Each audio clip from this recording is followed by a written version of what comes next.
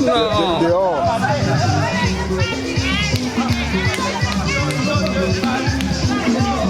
La saison sèche, c'est grave ici. Hein? Non.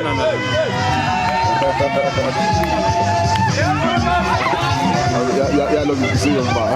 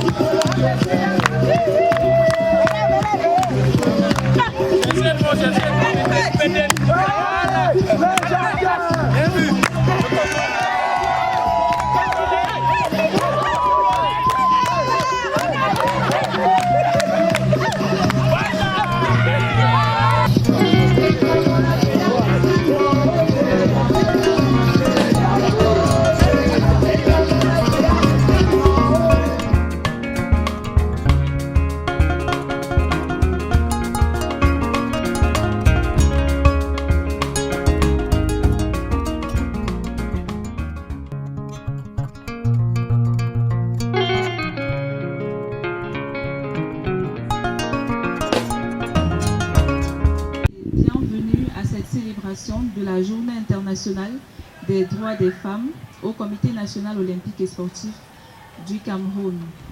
Pour cette journée de célébration des femmes, le programme de la cérémonie prévoit l'exécution de l'hymne des femmes par les ladies.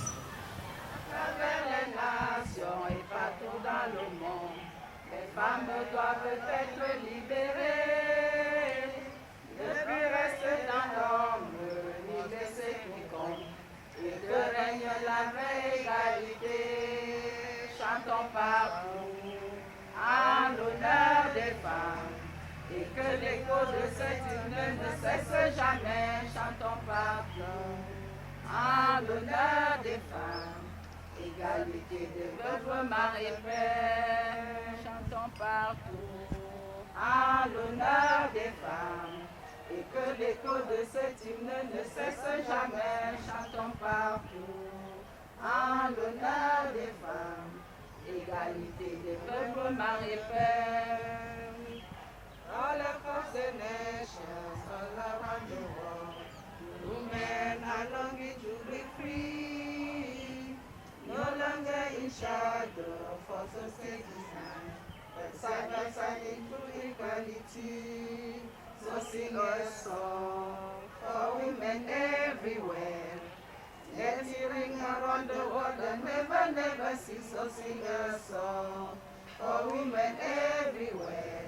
Égalité, développement and peace. L'épanouissement de la femme, tant recherché depuis les années 2009, a porté des fruits dans divers secteurs. La femme camerounaise n'est pas en reste dès lors qu'elle porte déjà des casquettes dans les domaines jadis réservés aux hommes. Elle est définie comme étant une activité physique exercée dans le sens du jeu et de l'effort, et dont la pratique suppose un entraînement méthodique et le respect des règles. En ce sens, la règle 2, paragraphe 7 de la Charte olympique dispose: le rôle du CIO est d'encourager et soutenir la promotion des femmes dans le sport à tous les niveaux et dans toutes les structures, dans le but de mettre en œuvre le principe d'égalité entre hommes et femmes. La santé sensibilise facilement les athlètes à se prêter à des examens médicaux qui les renseigneraient sur leurs capacités, leurs aptitudes réelles à mener de belles carrières sportives. Elle insiste sur l'évolution des performances et le suivi médical des sportifs. Lorsqu'à 20 ans, on soumet un sportif à un exercice physique dont le rythme cardiaque devrait justifier ce âge, ce dernier court le risque d'un arrêt cardiaque.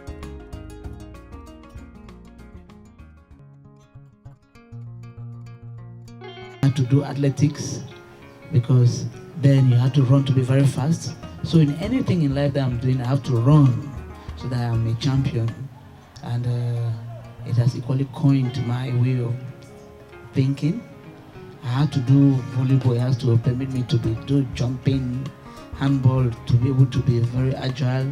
And again, football being very hostile, first of all. You see, when we used to play football, they tell us that it's a masculine activity. They used to always call me tomboy. It's not been easy to even meet with the challenges of what people think about you and how they think about you. The challenges have been great, and then the fact that you see, they say when you go to when you are doing sports, you do not have the opportunity to go to school. But then,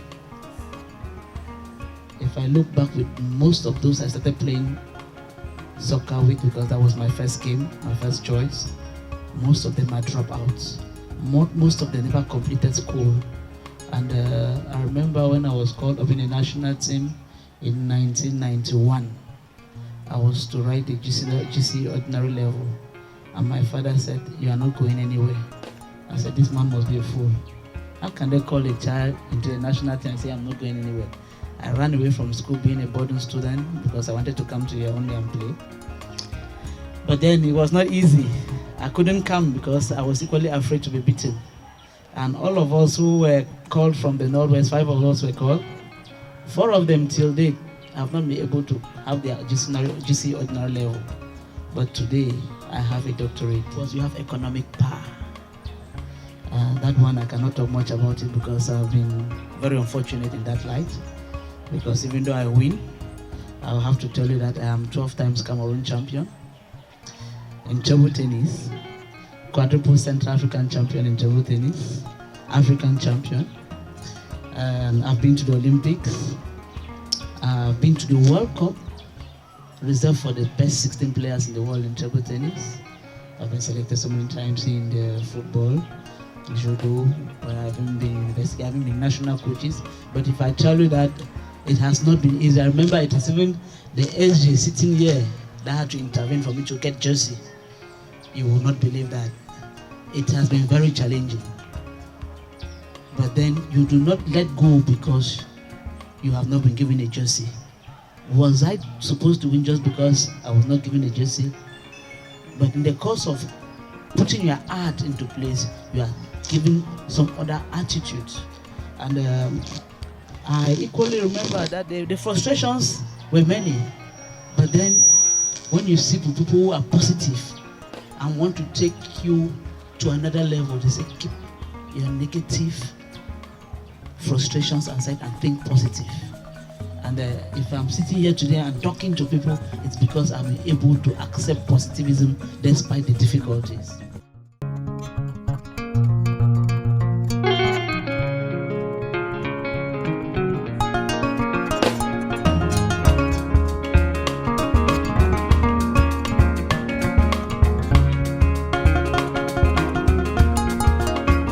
J'ai eu à être sportive, c'est-à-dire j'ai fait le mini-basket, j'ai fait des sélections nationales, des sélections provinciales au sud, des sélections nationales.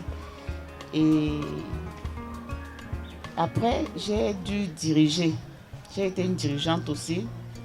J'ai eu à être président de club. J'ai même eu à fonder les équipes de basket pour faire jouer. J'ai même été administratrice, c'est-à-dire j'ai été dans les fédérations en tant que vice-présidente. J'ai été dans la fédération en tant que chef de département des finances. J'ai même y été en tant que vice-présidente. Maintenant à l'international aussi, j'ai été. De 1998 à 2006, par exemple, j'ai été présidente de la commission de développement pour la sous-région d'Afrique centrale.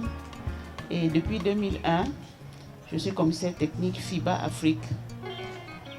J'ai fait des stages Casablanca, Conakry, Abidjan, Lomé. Et depuis 2009, je suis président de la commission féminine FIBA Afrique. Et puis depuis 2016, je suis délégué technique FIBA Monde. Donc, je crois que vous voyez ma progression. C'est-à-dire je pars de joueuse et je passe par toutes les autres étapes pour arriver là où je suis arrivée. Pour arriver, il faut avoir non seulement... il faut le vouloir, hein? Il faut avoir la patience, et puis il faut pouvoir faire des formations. En formation, j'ai eu à faire des formations. Par exemple, j'ai fait des formations de solidarité olympique, entraînement, le CIO. J'ai fait le mini-basket en formation avec la Fédération française de basket. J'ai fait les statistiques à FIBA. J'ai fait même le management de sport au CIO. J'ai fait le sport et environnement au CIO. Et puis, la conclusion aujourd'hui, c'est que je suis délégué technique FIBA, officiel FIBA. Que pour arriver à ce niveau-là, il faut vouloir, c'est-à-dire avoir cette volonté. Mais, je vous assure, pour pouvoir l'avoir, il faut l'arracher. C'est-à-dire, il ne faut pas s'asseoir et croire que ça va vous venir dans un plat. Il faut pouvoir arracher. Parce que moi, j'ai été dans des stages où on est dans le monde entier. L'Afrique amène ses 20 candidats, l'Asie amène ses 20 candidats, l'Amérique amène ses candidats, l'Europe et tout ça.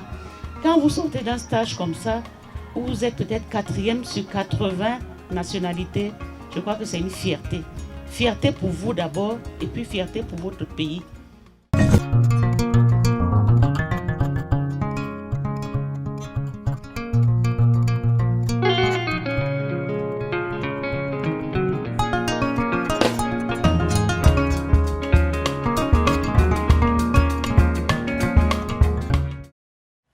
Je suis Ngontame Victoire, épouse Fotso.